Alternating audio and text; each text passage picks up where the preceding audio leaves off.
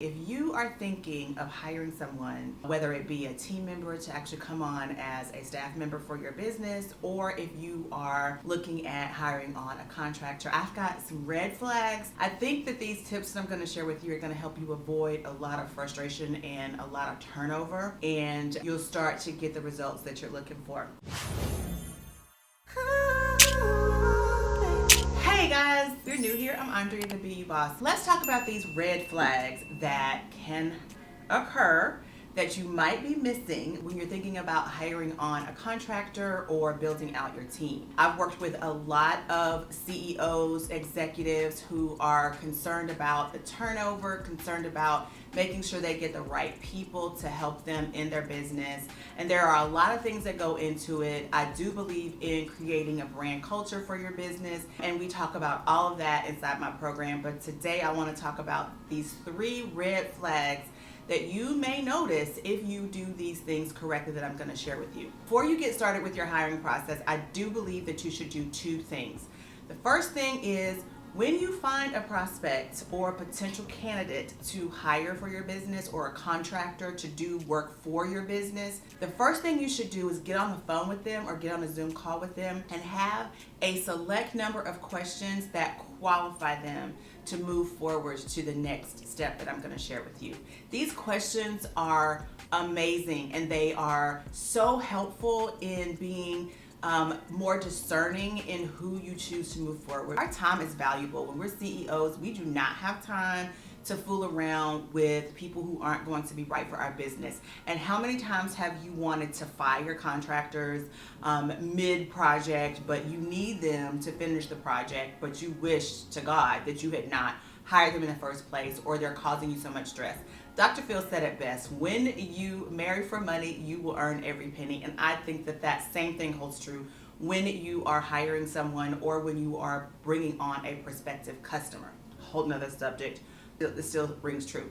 So the very first thing you need to do is to get on the phone with them or get on a Zoom with them and have a set number of qualifying questions. I don't know what those questions are for you. If you'd like for me to do a video on some really good qualifying questions, then leave a comment below and I will do a comment for you. I will do a video for you on that. But you know your business. There are some common ones that you can ask, but whatever it is you're wanting to hire them for, have some qualifying questions around that topic so that you can get a feel for whether or not they're knowledgeable, if they are going to be a good fit in the get-go. And that will help you qualify them to move on to the next round. And the next thing, once they've passed that first hurdle, I think that you should do a test project for them. And that is where you come up with something simple that they can do that won't take up a ton of their time, but will give you an idea of how well they will be able to work for you in your business. It will show you a lot of different things that can help you determine whether or not they will be a good fit. So I would suggest creating some sort of a test project for them, and within a week, like they would have to have it due in a week or whatever. So you don't want this to go on for a very long time,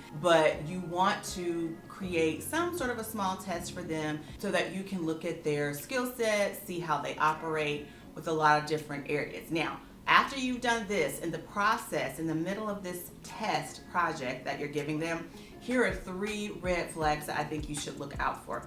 The first red flag is, are their deliverables meeting your expectations? So once they've done the project, did it come out the way you expected them to come out? Did it meet your satisfaction? Will you be able to use it? That is the first thing you should look at. Look at the deliverable, and does it meet your standards, reflect who you are. Now remember, before you ever do this, your business, your brand should already have a guide, a code of ethics, a culture that you've created, and you should have, during the initial first step where you had that qualifying phone call or Zoom with them, you should have expressed to them, especially prior to you giving them this project, you should have expressed to them exactly what your culture is, what your brand message is, all of those things, so that they can get at least that part right, and you can measure their ability to get that right in the test project. The next red flag is their communication style. Are they able to communicate effectively with you? Maybe they have questions about the project. They had questions but didn't ask you, and then subsequently did not deliver to your expectation. These are red flags that you can find out during this test project process. So you want to make sure that their communication meets your standards, that you are able to communicate effectively your points to them, but more importantly, they are able to communicate effectively any concerns they might have, any questions they might have, or also any ideas they might have to make the test project even better. The last red flag that I want to talk to you about is, provided you hired them, maybe this is a situation where you have decided to hire them and they are in the probationary period, which I do definitely suggest you have when you hire someone on as a contractor or as a team member. If they're still in that probationary period and you are not seeing the results, or in terms of the right audience being attracted to the brand that you're sharing, that this contractor is sharing. Maybe they're doing your marketing, or maybe they are managing your email marketing, or maybe they are, I don't know, maybe they're hiring more people. You brought them in as human resources. If you're finding that the results of their work is not bringing in the right results, then that is another red flag. That is an opportunity for you to tweak some things if you've already hired them, but it's also an opportunity in case you really do like them and you want to bring them on. That is an opportunity where you would then use your communication skills to effectively communicate the disconnect. That does it. I hope you enjoyed this week's video, because it's really important as CEOs that we get this process right, because it's so easy to just delegate a task and think that it's okay to just let that person move and do what it is they do. But I can't tell you, in the past 6 months, I've had a handful of people who are small businesses who have been taken advantage of by contractors because they did not know the industry well enough that they were hiring someone to do. They did not have these qualifiers in place, and they did not know about these red flags. And so as these red flags were occurring, they did not recognize them and got themselves in a situation where they had spent a ton of money, wasted a lot of money.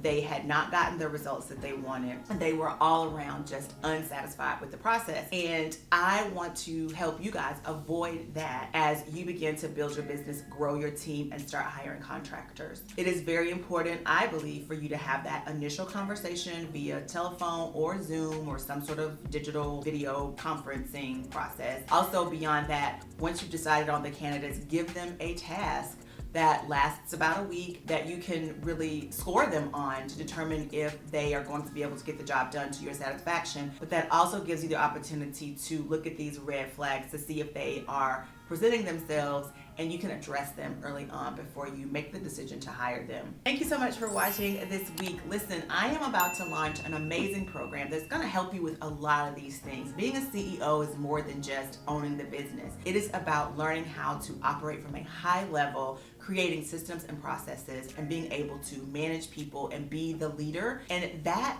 takes work. And a lot of us, if you're like me, you may have started your business and you had a passion for what it is you want to do, the meat of your business, but there is infrastructure involved in having a successful business. And a lot of times we just don't know what that infrastructure is. So my new program is going to help you not only understand what needs to be involved as a CEO, but help you create and construct the proper infrastructure so that you have a long-lasting business that can stand the test of time, and you can manage expectations and set boundaries and be the leader and boss that you really want to be. All the information will be down in the description below. Make sure that you click on it and reserve your spot to hear more about this new launch that I'm going to be sharing. We have some time, but make sure you add your name, because that is the group that is going to get the great discounts at the beginning of the launch. So make sure you're notified. Absolutely free, not a big deal. Also, if that's not for you, I will also put down in the link below the CEO Circle, where we are shifting mindsets. There is a CEO Mindset Challenge each month where we are really evaluating our mindset and making the appropriate adjustments so that we can be the CEO we really want to be. If that sounds like something you need to get organized, to get focused, to have accountability, to change those mindsets that may be getting in your way and preventing you from getting where you want to be, then I think you should definitely join the CEO Circle and work with us and grow with us. All right, thanks so much for watching. Have a great day, guys. Bye.